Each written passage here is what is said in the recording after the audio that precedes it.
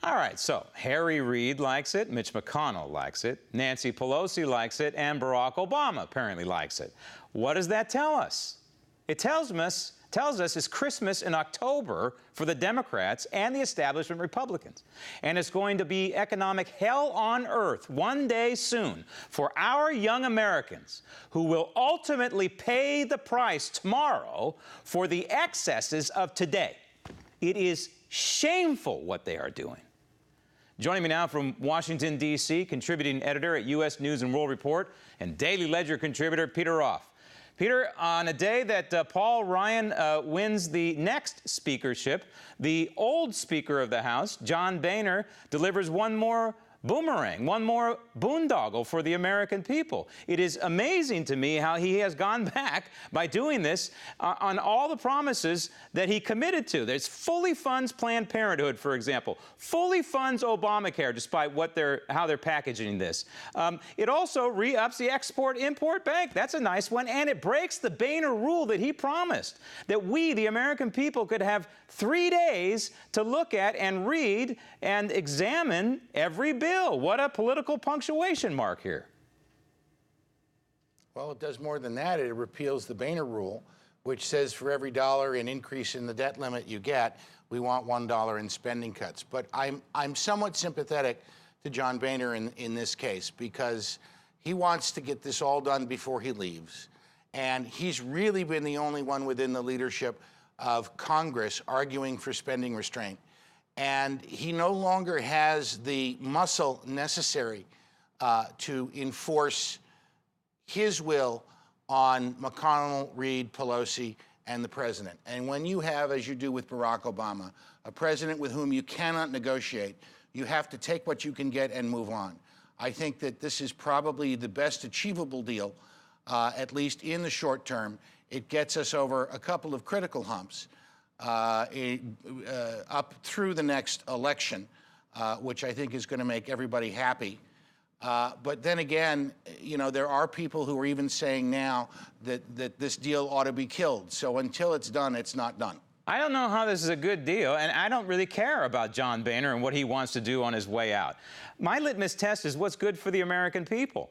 And having a blank check for Barack Obama, no debt ceiling, and all these other buffoons on Capitol Hill is not what's best for the future of this country. That is my daughter's future. They are destroying it. And this also ties the hands of the next Congress. This is exactly the opposite. You know, if he can't govern, then get out of the way. And I say, you know what? This is not a good deal. It's not the best deal they could. We can have regular order if the Republicans learn to stand up for what is right and learn to frame the case to the American people. And this is one of the huge deficits of John Boehner. He has never been able to frame the case to the American people. And that's one of the reasons why he's a weak leader.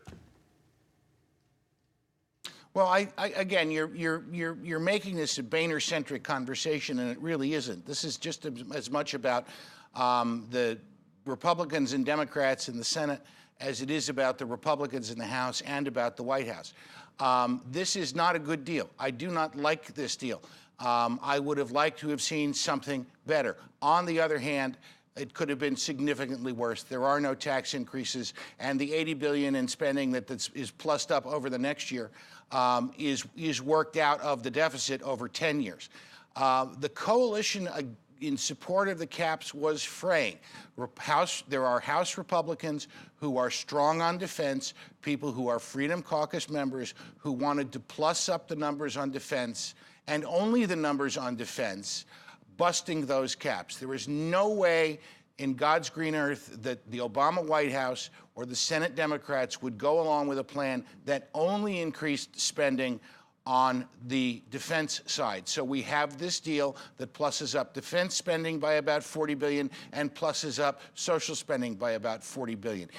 It's all bad. But the bigger problem, Graham, is there isn't anybody, and I'm hoping this will change with Paul Ryan as Speaker, There isn't anybody out there advocating for the kind of pro-growth measures that are necessary to put Americans back to work and create the situation where Washington must spend less because the American people are earning more and demanding the ability to spend more, not just in the long term, but in the short run. And the real tragedy here is over 8 years of Barack Obama, no real recovery, no job creation, purchasing power eviscerated. They like to complain that the income inequality gap has risen, which means the rich get richer and the poor get poorer. And that's a result of Barack Obama static economics. And that's what we really have to drive the stake through the heart of. And that's not going to happen until after the next election. I agree with you. But these Republicans coming out and saying, for example, they're saving Social Security,